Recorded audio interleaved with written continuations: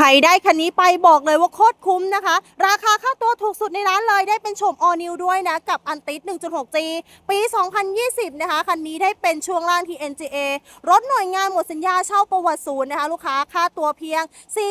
429,000 บาทได้ปี 20 ไปใช้งานกันเลยฟรีดาวผ่อน 7,300 เท่านั้นใครสนใจบอกเลยว่าห้ามพลาดรีบทักรีบโทรรีบติดต่อมาหานัดด่วนๆได้เลยได้ไฟหน้าโปรเจคเตอร์มาพร้อมกับไฟเดย์ไทม์โคมไฟเดิมไม่มีแตกไม่มีร้าวสันเหลี่ยมคมของตัวรถนี้เห็นชัดเจนนะคะกระจกเดิมทุกบานด้วยภายในของรถคันนี้นะคะคุมโทนสีดำนะปี